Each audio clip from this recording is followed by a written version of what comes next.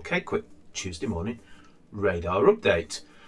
So, 4 on the floor this morning. We've got risk on in the 250 and the small caps through the opening range, and the FTSE 100 and the DAX efficient main market sloths bumping their heads on the range. Move quickly into commodities. Nothing to see in gold, oil. If I was seeing oil stocks in the end of day screens, I'd pay a bit more attention. View on oil for me is, it's just traded this huge move off the lows, and I suppose you could look at this and go, well, there's a fair chance it could do that. It nearly has done that. I'm a trader of the stocks, not the actual commodity. The commodity is bumping into a whole heap of overhead, sort of. Not really supply in commodities, is it? But it's more psychological levels. So I would expect some consolidation in this going forward. It might not. If the stocks are melting, the stocks can melt. I'm not seeing them at the moment, so it is what it is. Moving on from there. Quick look at Bitcoin. Still just in that weekly, just a weekly bull flag there, consolidating the huge move. Active low, higher low, higher high, first retrace, reward to risk, huge. I know I'm showboating on that one a bit, and I didn't even take it because I hate watching trades out of hours these days. I used to, but I don't need to anymore. So TLT, little bear flag there again. You can just bear flag down on the lows of that again.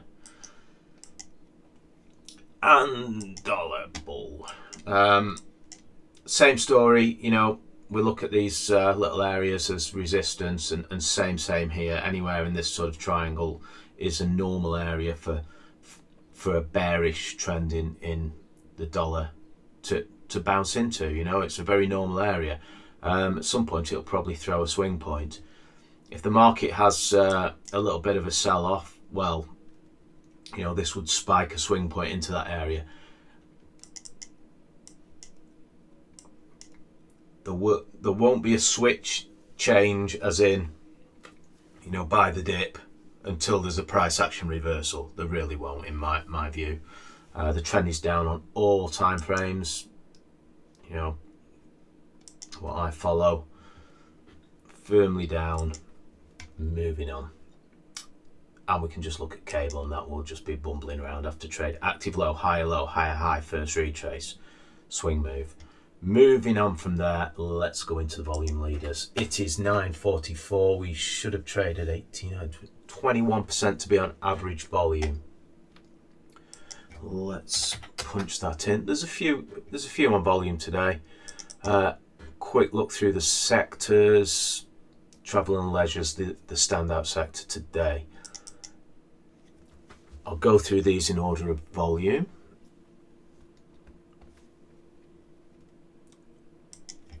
Taken a few swing trades today. The ones we looked at last night, 4 out of 5 I've nibbled at, so it's quite a few to take in one day, but the risk was so low on them as a group. Swingmageddon continues. TT restaurant group basing out. A big base on that as well. There's a lot of these stocks, a huge amount of stocks what I've just got huge bands of overhead supply above them.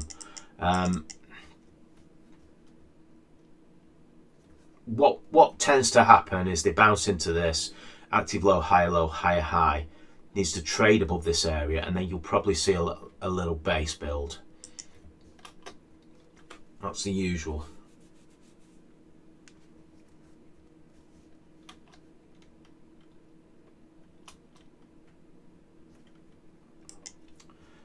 Oh, we didn't look at silver, did we?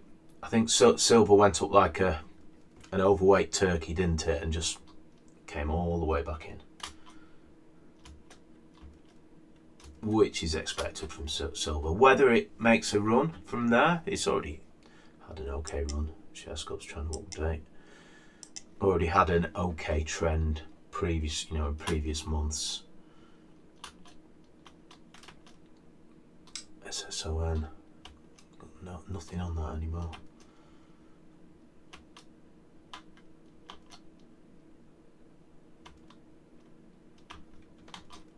Rolls-Royce, kind of in the early bird sort of area.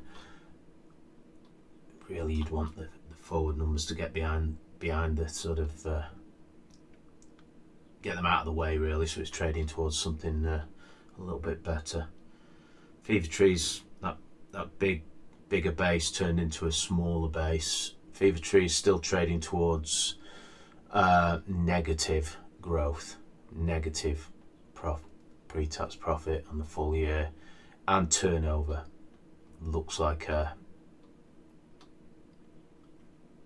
it's not a turnover breakdown, but it is in the profit and the earnings per share. Nothing to look at there in my world. Whitbread, awful forward numbers as well. Quilter, quite good forward numbers on that. Return to growth apparently.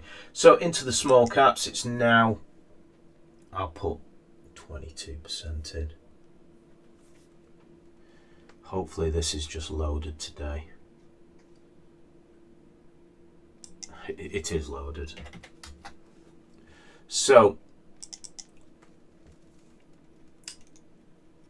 software, financials being the main ones in there, but it's not clear sort of. There's no clear sector leadership in there today.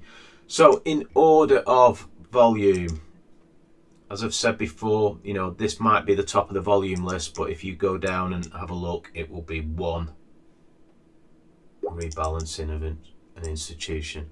So just because it's the top of the volume list, it doesn't mean it's on volume. On volume would be a flurry of trades.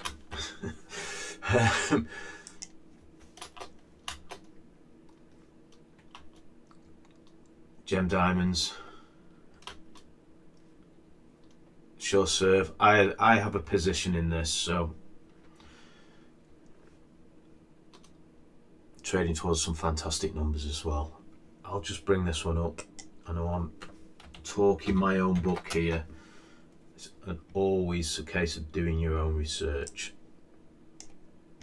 I just trade towards, I take the best I can find from the lowest risk entries at this point in time. I didn't take this today, I've owned it for a while, but it's always the best I can find when I'm squeezing the risk into the market.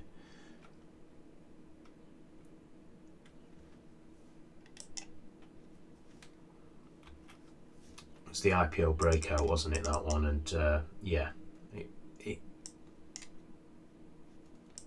didn't look like it had much beta, and then it started moving, didn't it? 50% out of the base nearly. Big spread on it probably. Goes to look at the spread. This chart, if you've got ShareScope, this is just the spread. I'll just zoom it out so you can see the spread on these things, Don't need to see the bars.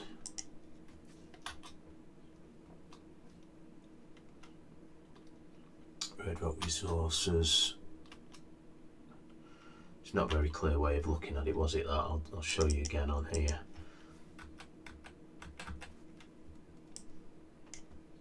So you can see I've got a couple of other lines on here. I have my opening range on, but the yellow is the top and the pink is the bottom, so you can see the spread was that wide, So more liquid stocks, it's a case of, goes to look for it, there it is, that's a better, when they open, they tend to open with a wide spread and then they tighten up over time, and stocks what are in play will tighten up faster. So it's if you're interested in something, it's always worth watching the spread. And that's a good visual way of doing it. Just puts lines where the spreads are, and you don't need to see any of the bars. A little tip there. And you'll be amazed when you see the sort of institutional money hit the tape. You know, the spread tightens up, and then all of a sudden the institutional money starts to hit the tape. So it's a good little timing sort of. You can see when you're getting the right price is basically the way to think about that. Crikey, I'm sick of getting news on that one. Step Cement trying to break out there. Tick down in the forward numbers on that one as well.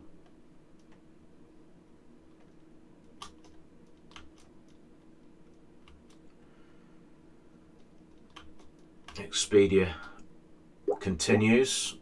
High five if you took that one. Base, first retrace, higher high, off it goes. I was a bit short on cash at the time myself.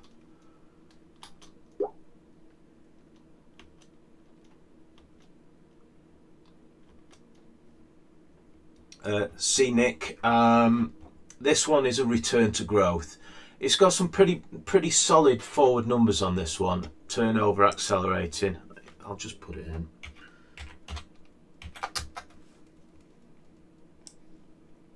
Return to growth. Return to pre-tax profit.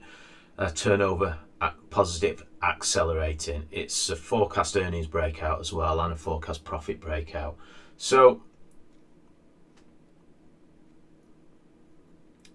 things to note on this one. The reason I didn't take this one was the debt multiples. You know, the debt multiples of profit. But it's a return to profit. So if you look into the forward numbers and then divide just the forward numbers by the debt, you'll get a lower number, and it might be a little bit more. Or, you know, as always, those forward numbers might not post. So, you know, to get a little bit more weight on those numbers posting, go and have a look in the guidance and see if they say those numbers are going to post. So, and the trick with that is, you know, ahead of market expectations. If it says management expectations, just, you know, close the window, walk away from the screen, because management expectations could be anything. But, you know, if they couple it with market expectations, you're actually getting something you can work with. You know, an ahead is not always an ahead, is it? It's a whole heap of snake oil. TRX, lose less scenario. Turnover down. I see the little base on it. VRCI, nothing on this one. IDOX, rejected that base. This is another return to you know, so you're in the sort of,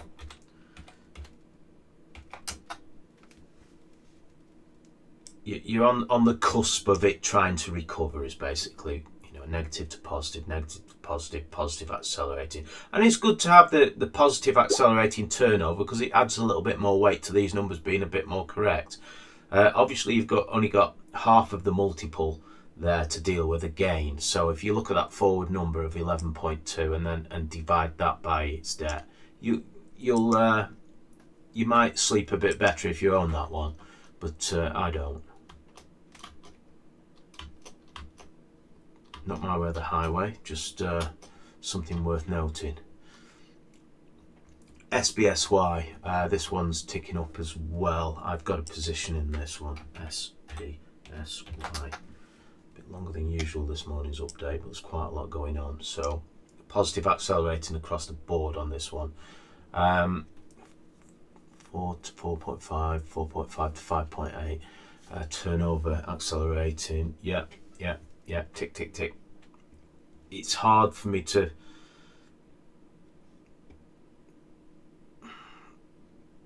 You know, technicals are down a little bit.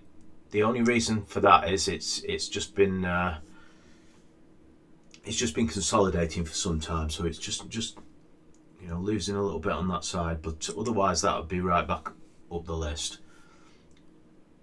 Peg ratio not really ticking the GARP area. Well, it's under 1, so, but this thing likes to sort of oh, I won't put my own book anymore. I actually think it's bad karma when I like to share process, but I don't like to sort of talk stocks up better than they really are. At the end of the day, all of them are, you know, it's which is the worst. We trade the AIM market. We try and pick what